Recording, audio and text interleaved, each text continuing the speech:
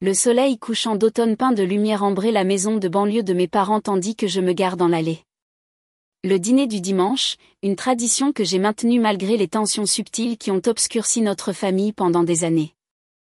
Je lisse ma jupe crayon anthracite et redresse mon chemisier crème avant de sortir de ma berline pratique. À travers la baie vitrée, j'aperçois des mouvements, des rires. Ce soir, quelque chose est différent. Je frappe 2 fois avant d'utiliser ma clé, une habitude que ma mère m'a inculquée depuis l'enfance. Annonce-toi toujours, Camille. C'est la moindre des politesses. L'odeur du poulet rôti et des pommes de terre au romarin m'enveloppe alors que j'entre. Des photos de famille tapissent le couloir, des décennies de souvenirs soigneusement agencés. Ma remise de diplôme du lycée. La cérémonie de diplôme universitaire de Chloé.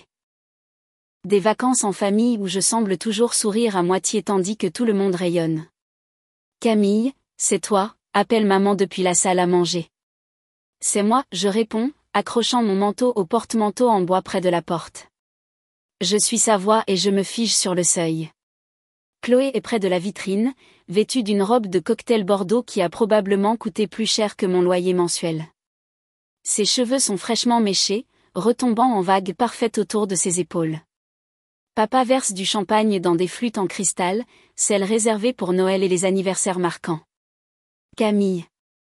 Maman se précipite, me serrant dans une étreinte qui sent le Chanel numéro 5 en prévision. Elle porte ses bonnes boucles d'oreilles en perles. Tu arrives juste à temps. Papa finit de verser le 4e verre et lève le sien.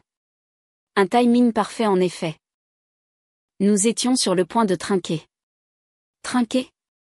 J'accepte le champagne, notant à quel point Chloé peut à peine contenir son excitation, vibrant presque en serrant son verre. Quelle est l'occasion ? Maman et papa échangent des regards satisfaits. À l'avenir de Chloé, annonce papa, levant son verre plus haut. Nous trinquons. Le champagne est cher, c'est qu'avec des notes de pommes. Je sirote lentement, observant Chloé par-dessus le bord de mon verre. Je l'ai trouvée, lâche Chloé, incapable de se contenir plus longtemps. Ma maison de rêve aux Charmilles. Ce complexe de maisons de ville de luxe qu'ils construisent ? Celui avec les jardins sur le toit et la piscine communautaire ? C'est merveilleux, dis-je, forçant l'enthousiasme dans ma voix. Les Charmilles. Où le prix de départ de ces maisons de ville commence à 450 000 €. Nous avons fait une offre hier, continue Chloé, et ils ont accepté ce matin. Tu peux le croire ? Je vais être propriétaire. Papa passe son bras autour des épaules de Chloé, et nous ne pourrions pas être plus fiers. Nous aidons avec l'apport personnel, ajoute maman, tapotant la main de Chloé. Du fonds de fiducie familiale. Le fonds de fiducie familiale. La pièce bascule légèrement alors que les mots s'enregistrent. Mes doigts se serrent autour de la tige délicate de la flûte de champagne. Le fonds de fiducie familiale, je répète, ma voix creuse. Tu veux dire le compte auquel je contribue depuis 10 ans ? Un bref éclair de malaise traverse le visage de papa avant que son expression ne se durcisse. C'est pour les événements importants de la famille, Camille. C'est toujours ce qui a été prévu. Mais, il y a 10 ans, j'avais 22 ans, fraîchement sortie de l'université avec mon premier vrai emploi d'assistante administrative au cabinet d'avocats Leclerc et Associés. Maman et papa m'avaient invité à dîner, juste nous 3. Papa avait étalé des papiers sur cette même table. Il est temps que tu commences à penser à ton avenir, Camille, avait-il dit. Un fonds de sécurité pour ton mariage un jour, ta première maison. Ajoute ce que tu peux chaque mois, maman avait encouragé. Nous le gérerons, nous y contribuerons aussi. Le moment venu, tu auras une base solide. Pendant une décennie, j'avais transféré 500 € par mois de mon modeste salaire, j'avais sauté des vacances, vécu dans un petit appartement avec une plomberie capricieuse, acheté des meubles d'occasion, tout en regardant ce compte atteindre près de 60 000 €. Mon argent, mon sacrifice. Laisse-moi te montrer les photos. Chloé sort son téléphone, faisant défiler des images de comptoirs en granit et de plafond cathédrale. C'est le salon principal, et c'est la chambre principale avec le dressing. J'hoche la tête machinalement, la gorge serrée. C'est beau. C'est Camille a toujours été la plus responsable, remarque papa à personne en particulier. Elle comprendra. C'est ce que fait une famille. Maman me tapote le bras d'un geste désinvolte. Tu n'as même pas encore de petit ami sérieux, ma chère. Chloé est à une autre étape de sa vie. Chloé, qui a passé 3 ans à se chercher après l'université, pendant que je travaillais 60 heures par semaine. Chloé, dont la voiture était un cadeau de diplôme tandis que je prenais le bus pendant des années pour économiser de l'argent. Chloé, dont les vacances en Europe l'été dernier étaient un investissement éducatif, selon mes parents. Excusez-moi, je murmure, posant mon champagne à peine touché. Toilette. Je verrouille la porte derrière moi, les mains tremblantes alors que je sors mon téléphone et ouvre l'application bancaire, le compte joint que mes parents et moi avions établi apparaît à l'écran. Je le touche, le cœur battant. Solde précédent, 59 872 € et 43 centimes d'euros. Solde actuel, 0 €. Dernière transaction. Virement vers compte externe. Hier. Ma vision se brouille. La salle de bain tourne. Une décennie de sacrifices vidés en une seule transaction, sans même une conversation. Pour la maison de rêve de ma sœur.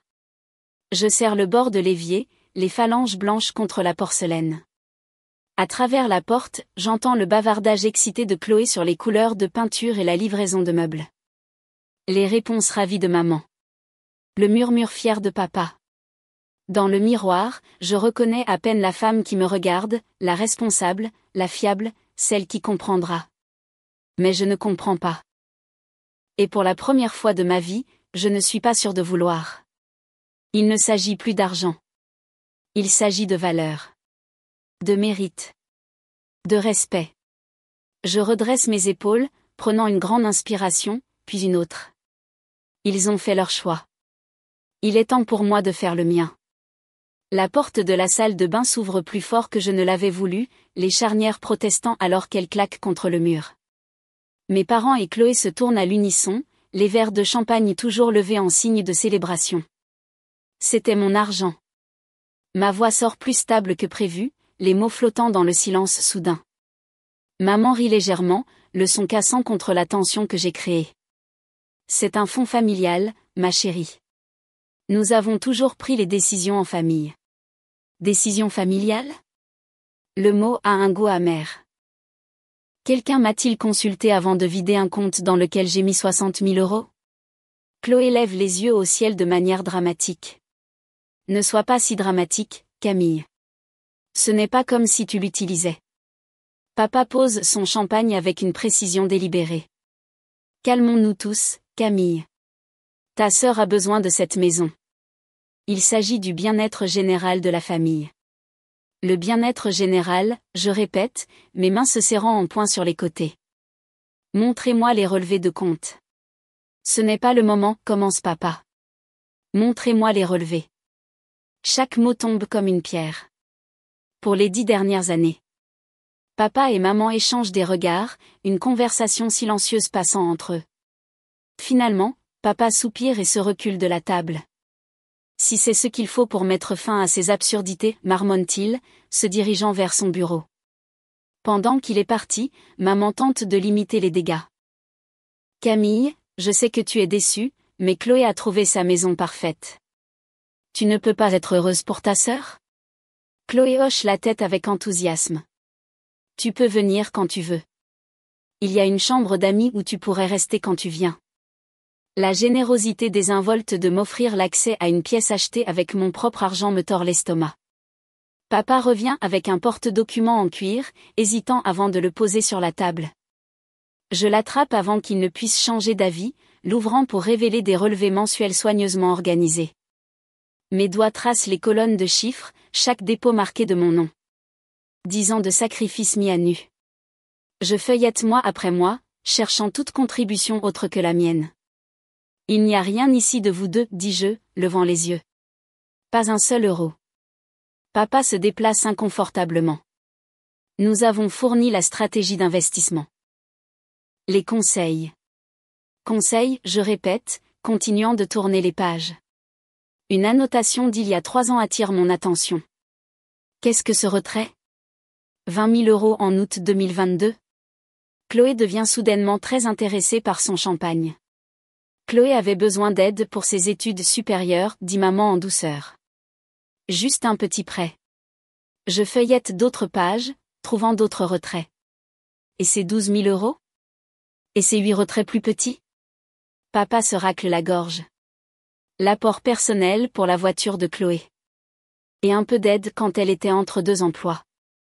Ses vacances en Europe pour se trouver, je demande, connaissant déjà la réponse.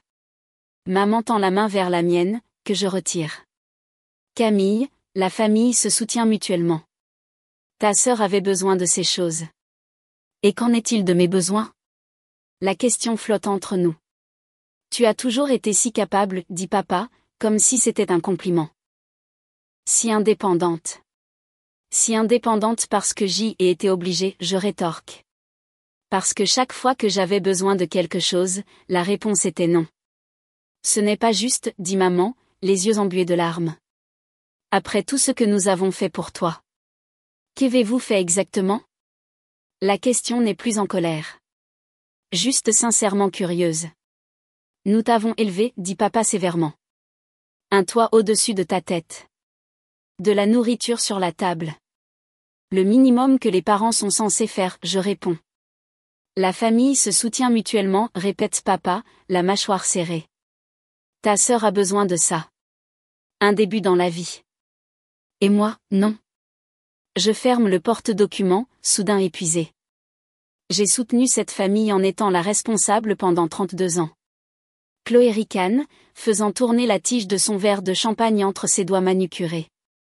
Ce n'est que de l'argent, Camille. Tu peux en économiser plus. Ce n'est pas ma faute si tu as choisi une carrière ennuyeuse.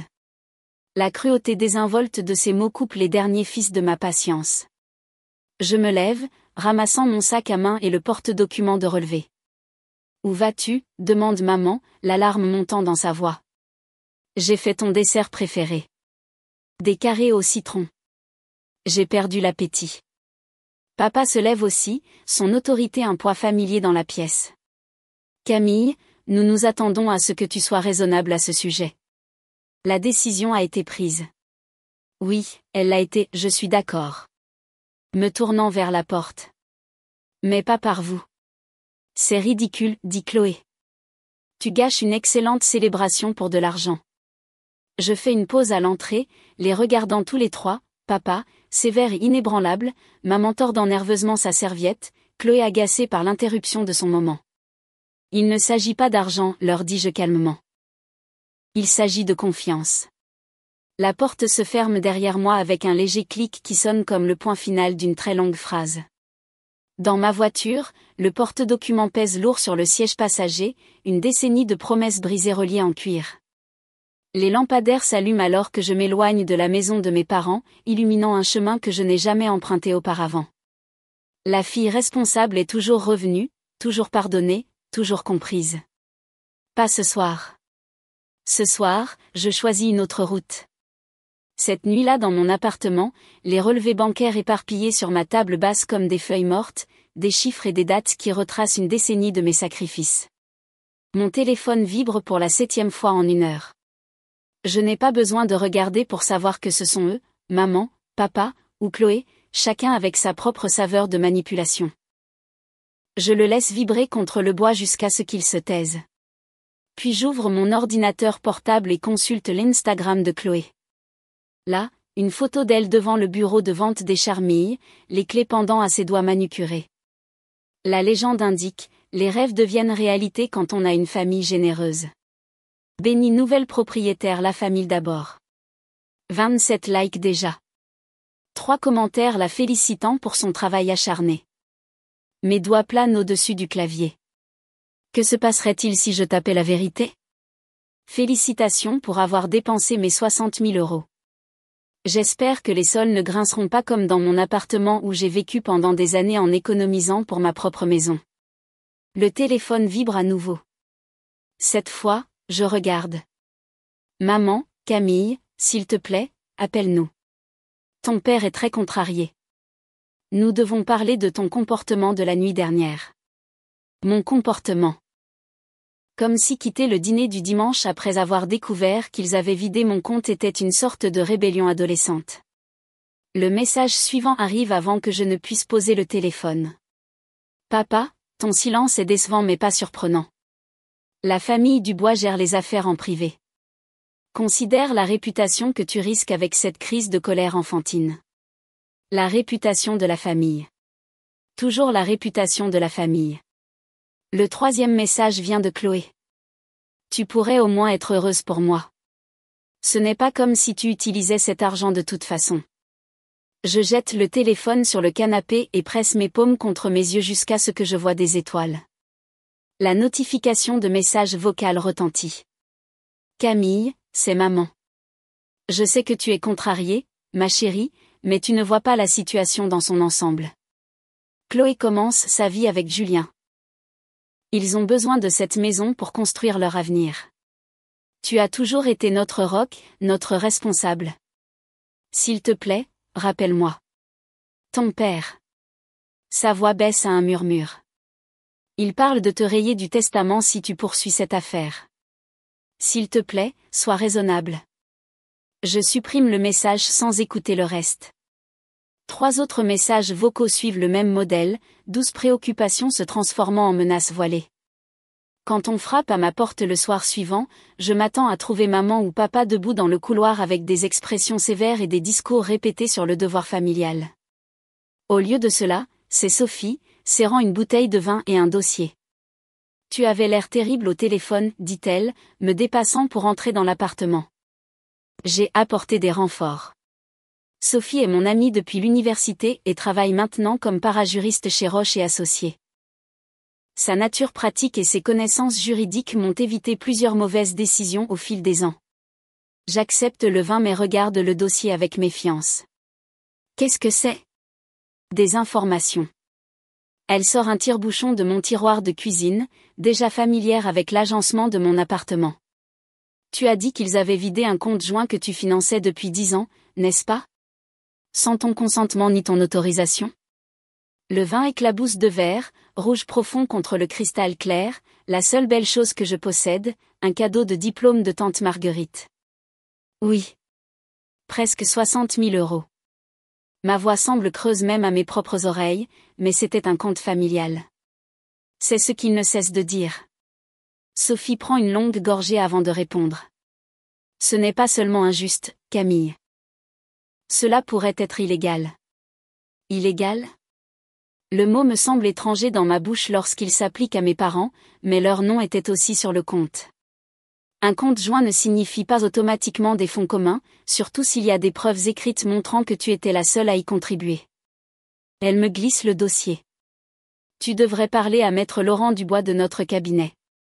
Il est spécialisé dans les litiges financiers, y compris les affaires familiales.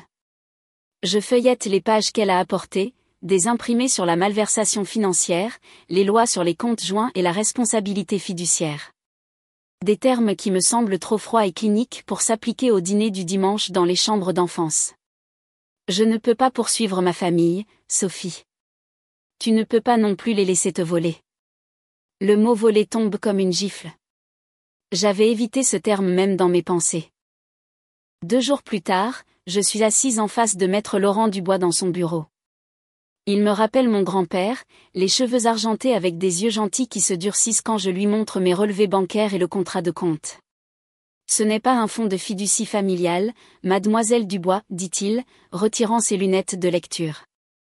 C'est votre argent, purement et simplement. Ce sont mes parents, je murmure, comme si cela expliquait tout. Oui, concède-t-il, se penchant en arrière dans sa chaise, ce qui rend cette trahison de confiance encore plus préoccupante. Je fixe mes mains, les taches d'encre sur mon index droit dues à la correction des copies. J'ai besoin d'y réfléchir. Après le travail le lendemain, je m'attarde dans ma salle de classe vide. Les œuvres d'art des élèves de 3e année tapissent les murs, couleurs vives et scènes pleines d'espoir. Je redresse le dessin de papillon de Liliane, le rendu au crayon de Xavier de sa famille, la représentation soignée du système solaire d'Emma. 5 ans d'enseignement à l'école primaire Jean Moulin, 5 ans à regarder les enfants grandir et apprendre tandis que ma propre vie restait suspendue dans l'ambre, toujours la responsable, toujours à faire passer les autres en premier. Je suis assise à mon bureau, entourée des restes de la leçon du jour sur les machines simples. Combien de meilleures offres d'emploi ai-je refusées pour rester dans ce district, près de la maison de mes parents? Le poste d'enseignante dans les Pyrénées avec le programme d'éducation en plein air, le rôle de développement de programme à Lyon, et pas seulement des opportunités de carrière. Le voyage en Europe que j'ai annulé quand maman a eu besoin d'aide après son opération de la vésicule biliaire, une opération qui ne l'a pas empêché d'assister à la cérémonie de remise de diplôme de Chloé 2 semaines plus tard.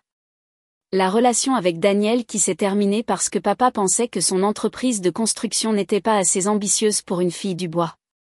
Année après année de petits sacrifices qui ont construit une cage invisible autour de ma vie. Un dessin sur mon bureau attire mon regard, le travail de Jamie de notre leçon sur l'intégrité le mois dernier. Un bonhomme allumette se tient droit tandis que d'autres sont regroupés en arrière-plan. Mademoiselle Dubois m'a appris à me défendre, lit-on dans l'écriture soignée. Mon téléphone sonne, me surprenant. Numéro inconnu. Camille. C'est tante Marguerite. La sœur de mon père, la marginale de la famille qui a déménagé en Corse après une brouille il y a des années. Tante Marguerite? Comment as-tu? Sophie m'a appelé. Nous sommes restés en contact au fil des ans. Bien sûr qu'elles l'ont fait. Les deux femmes volontaires se sont toujours bien entendues. J'ai entendu ce que Robert et Patricia ont fait, continue-t-elle, sa voix portant la chaleur sèche du maquis même à travers le téléphone. Avec tes économies. C'est compliqué, je commence, le mécanisme de défense par défaut s'activant automatiquement. Non, ça ne l'est pas.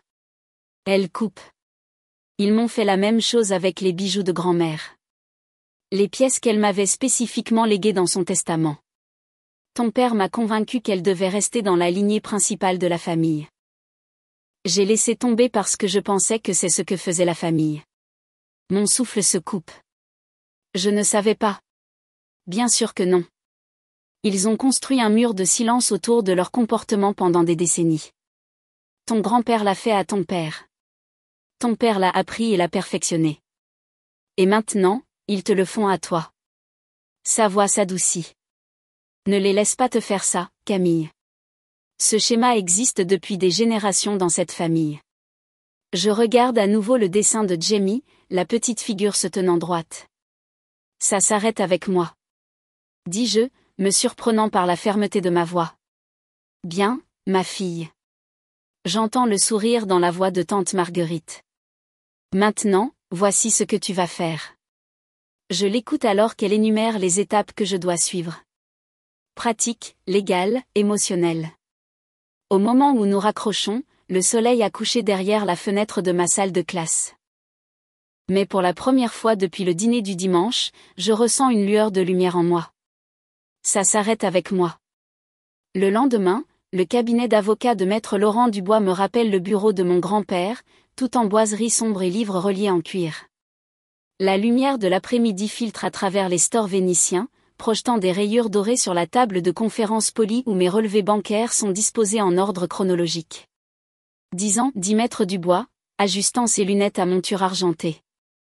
Chaque mois, sans faute. J'hoche la tête, regardant ses mains usées parcourir méthodiquement les documents. Maître Laurent Dubois pratique le droit depuis avant ma naissance. Sa réputation d'équité le précédait, la raison pour laquelle je l'ai choisi plutôt que les jeunes associés de mon propre cabinet. Et pas une seule contribution de vos parents, poursuit-il, la voix stable mais teintée d'indignation, malgré leurs assurances verbales. Ils géraient le compte, dis-je, les mots creux même à mes propres oreilles. Maître Dubois lève les yeux, ses yeux bleus vifs de 40 ans d'expérience juridique. Ils ont réussi à le vider, mademoiselle Dubois, sans votre autorisation ni votre consentement. Mon estomac se serre. L'entendre énoncer si clairement rend la trahison encore plus flagrante. La loi est claire ici, dit maître Dubois, posant ses mains sur les papiers éparpillés. C'est une malversation financière. Vos options incluent une action civile ou des accusations formelles de fraude. Le mot fraude tombe comme une pierre dans l'eau immobile. Des accusations criminelles contre mes propres parents. Contre Chloé. Je ne veux pas détruire ma famille, dis-je, redressant mes épaules. Je veux juste ce qui est juste. Maître Dubois hoche la tête, la compréhension tempérant son détachement professionnel. Alors nous commençons par des lettres recommandées, une à la banque, contestant formellement la transaction. Une autre à vos parents, décrivant la position légale de votre réclamation. Il glisse 2 enveloppes sur la table. Je signe chaque lettre, ma signature plus confiante que je ne me sens. Un avertissement équitable, dit Maître Dubois alors que son assistante prend les enveloppes. Les gens réagissent rarement bien quand on leur demande des comptes. 4 jours plus tard, je découvre à quel point il avait raison. Le salon de tante Marguerite sent le pot-au-feu et la tension. Ce qui avait commencé comme un dîner de famille décontracté s'est révélé être une embuscade. Oncle François est assis en bout de table, son attitude joviale habituelle remplacée par une déception sévère. « Tu brises le cœur de ta mère, dit-il, pointant sa fourchette vers moi. Elle n'a pas dormi depuis l'arrivée de ses documents légaux. Je prends une gorgée d'eau mesurée. Je suis désolé d'entendre ça. Mon cousin Guillaume se penche en avant, sa confiance d'ancien carrière universitaire non diminuée par l'âge mûr. Chloé a toujours eu de grands rêves, Camille. Tu n'es qu'une enseignante. Le mot « qu'une » flotte dans l'air, chargé de générations d'attentes familiales. J'ai passé ma vie à aider les enfants à réaliser leurs rêves, je réponds, pliant soigneusement ma serviette, y compris en payant les frais de demande d'admission à l'université de 3 de mes élèves l'année dernière de ma propre poche. Les yeux de tante Marguerite s'écarquillent légèrement. Elle ne le savait pas, ta sœur a besoin de cet argent pour son avenir, insiste oncle François. Sa maison, son mariage, elle a des projets. Moi aussi, dis-je simplement. La table tombe silencieuse, pour la première fois peut-être, ils m'entendent vraiment. Mon téléphone vibre dans mon sac à main. Je m'excuse et me dirige vers la cuisine, reconnaissante de cette évasion momentanée. C'est une notification d'Instagram. Chloé m'a tagué dans une publication. La photo montre Chloé et son petit ami devant un panneau « Vendu », son bras autour de sa taille, sa main gauche affichant ostensiblement une bague en diamant. La légende indique, elle a dit oui, célébrant nos fiançailles et notre nouvelle maison. Béni nouveau chapitre. Les commentaires inondent la publication, les félicitations pleuvent pour l'enfant chéri. Amis et famille célèbrent la vie enchantée de Chloé. Mes doigts planent au-dessus de l'écran. Je pourrais l'ignorer, partir. Mais quelque chose en moi, peut-être le même acier qui m'a fait économiser mois après mois, tandis que Chloé dépensait librement, refuse de rester silencieux.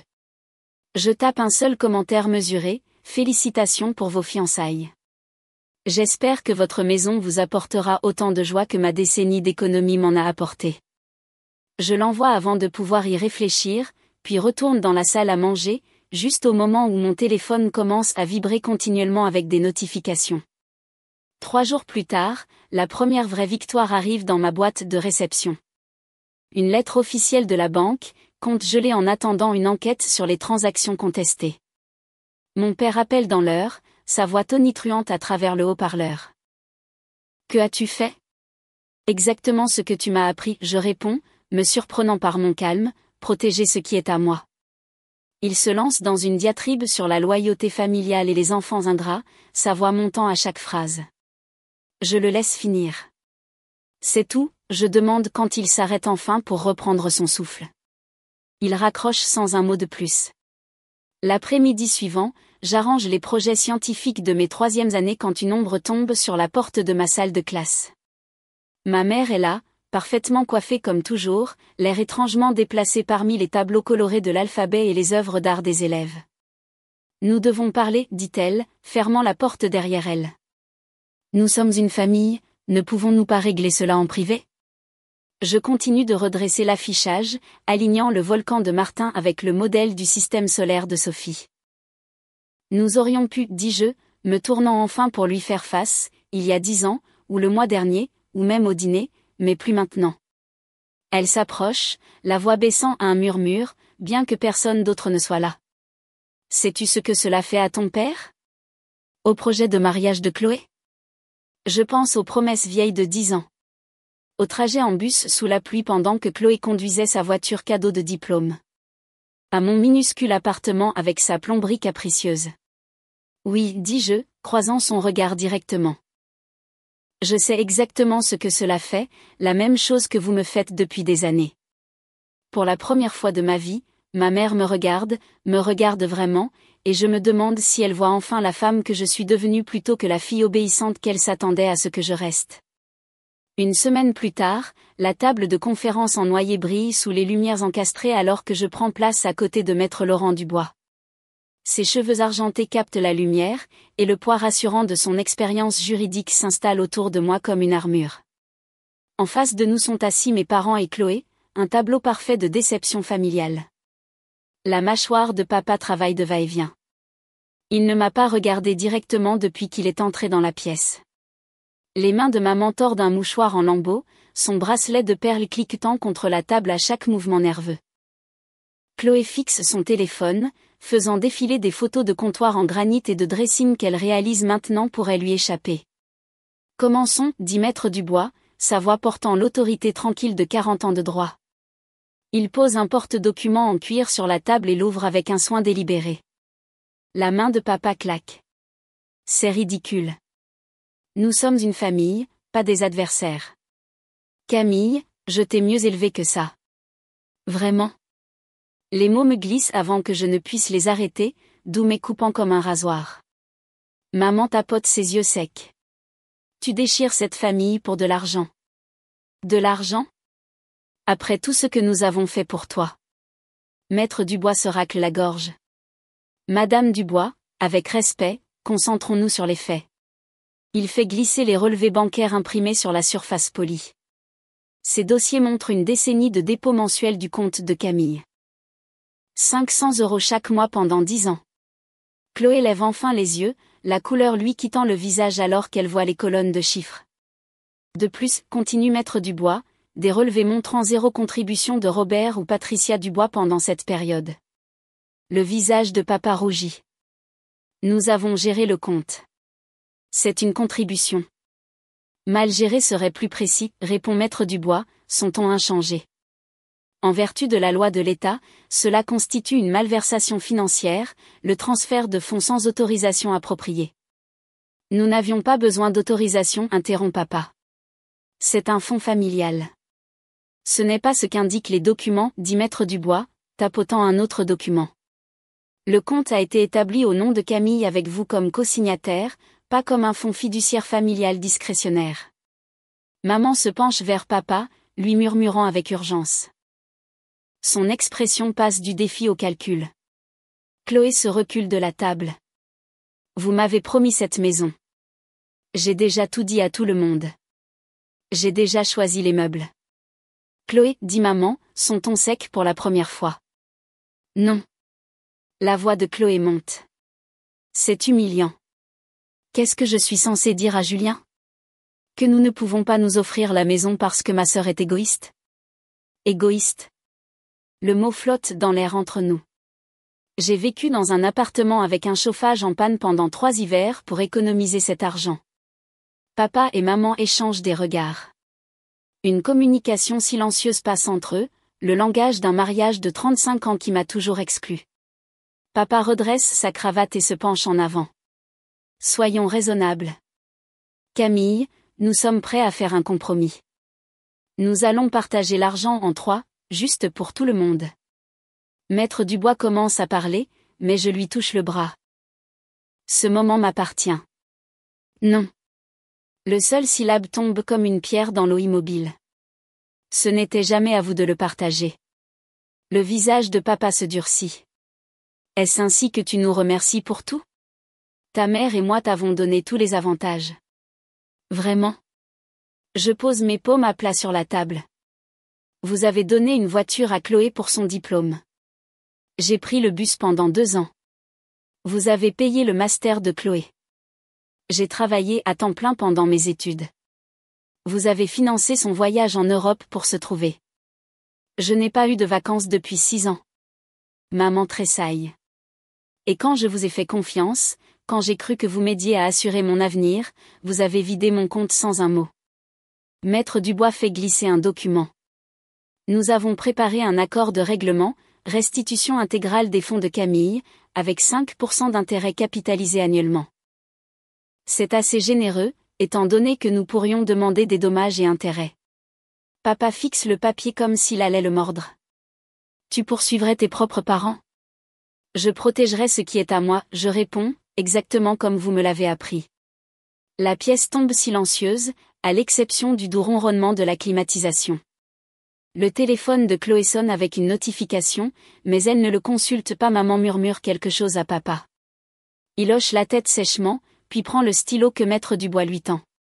Sa main tremble légèrement alors qu'il signe son nom, l'encre noire contrastant fortement avec la page blanche. Maman signe ensuite, sa signature fluide et élégante, sans jamais lever les yeux pour rencontrer les miens. Chloé se lève brusquement, sa chaise raclant le parquet. C'est tellement typique. La parfaite Camille a encore une fois ce qu'elle veut. J'ai déjà parlé de la maison à tout le monde. Ce n'est pas mon problème, dis-je, surprise par la fermeté de ma voix. La famille s'entraide, dit maman faiblement. C'est ce que nous avons toujours cru. Il ne s'agissait jamais d'argent. Je prends l'accord signé que Maître Dubois me tend. Il s'agissait de respect. Chloé sort en trombe, la porte se refermant avec un bruit sourd derrière elle. Maman la suit après m'avoir jeté un dernier regard déçu. Papa s'attarde, son autorité diminuée à la suite des conséquences légales. J'espère que tu es satisfaite, dit-il finalement. J'étudie son visage, les traits que j'ai toujours cherchés dans mon propre reflet. Je ne suis pas satisfaite, papa. Je me défends enfin. Il part sans un mot de plus. Maître Dubois rassemble ses documents, les rangeant soigneusement dans sa mallette. La banque traitera le virement d'ici demain après-midi. Voulez-vous que je leur demande de préparer un chèque de banque? Oui, dis-je, me sentant plus légère que je ne l'avais été depuis des années. Merci. Le lendemain, je tiens le chèque entre mes mains. 62 865,17 €, 10 ans de ma vie quantifiée en euros et en centimes. Je conduis jusqu'à l'école élémentaire du Clos Fleury où j'ai enseigné la 3e année pendant 6 ans. Au bureau administratif, je rédige un chèque de 5 000 € au fonds de bourse d'études de l'école. La directrice Madame Dubois me demande ce qui a motivé une telle générosité, un héritage, dis-je, de moi-même. Cet après-midi-là, une agente immobilière nommée Sophie me fait visiter un petit chalet rue de l'Orme. Il ne ressemble en rien à la maison de ville de luxe de Chloé, juste 2 chambres avec des parquets usés et une cuisine qui a besoin d'être rénovée. Mais le jardin a un vieux chêne et le soleil entre à flot par les fenêtres orientées à l'est. C'est calme, dit Sophie en s'excusant. Certaines personnes préfèrent plus d'activité. Je traverse des pièces vides, mais pas résonnant contre les murs nus. Dans chaque espace, j'imagine des possibilités se dévoiler, des bibliothèques remplies de romans, un canapé confortable pour les dimanches matins, une table à manger où des amis se réuniront. Pour la première fois, j'imagine un avenir entièrement conçu par moi-même. Ce soir-là, j'appelle tante Marguerite. Quand elle répond, j'entends sa télévision en arrière-plan, son jeu télévisé préféré. J'ai trouvé ma maison, lui dis-je. Ta maison ou une maison, demande-t-elle, toujours précise avec le langage. Je souris au téléphone. Les deux. Le soleil matinal réchauffe mon dos alors que je m'agenouille dans le sol fraîchement travaillé, plantant des échinacées pourpres le long du chemin de pierre. Un an a transformé ce jardin envahi par la végétation en quelque chose de vivant, plein de possibilités. Tante Marguerite travaille à mes côtés, ses gants de jardinage couverts de terre, ses cheveux argentés pris dans la brise printanière. Ta grand-mère approuverait, dit-elle, tapotant la terre autour d'un jeune plant robuste. Elle disait toujours que les jardins sont l'endroit où nous plantons nos espoirs. Je souris, me souvenant de la femme qui m'a appris la patience bien avant que j'en comprenne la valeur.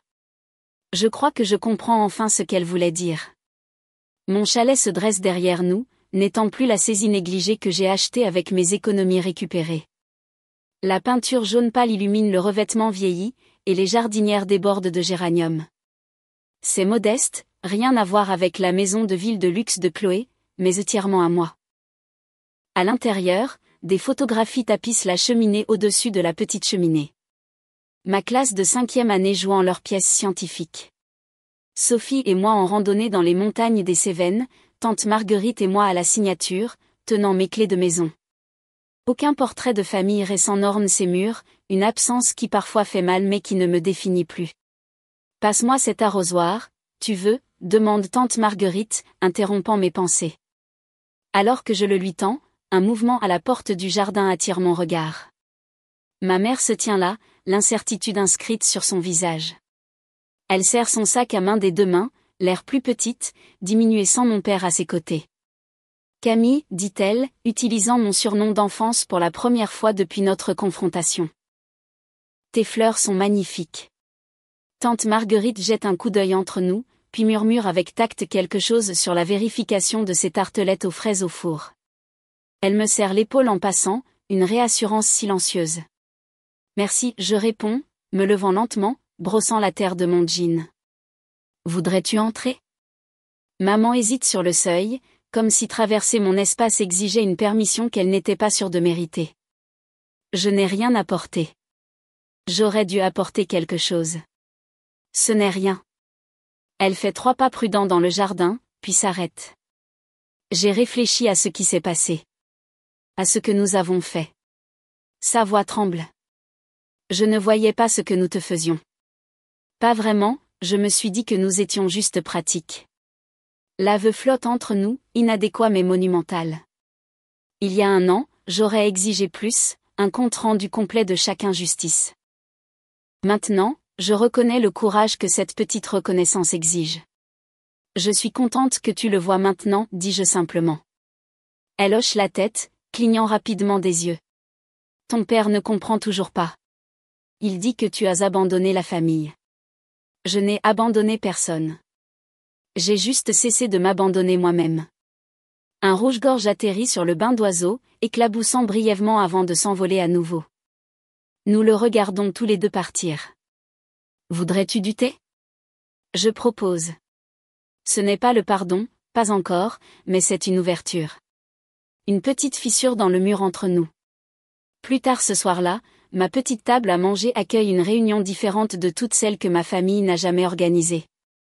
Tante Marguerite passe un plat de légumes rôtis à Sophie, tandis que maître Laurent Dubois, mon avocat aux cheveux argentés, raconte une histoire qui fait rire tout le monde.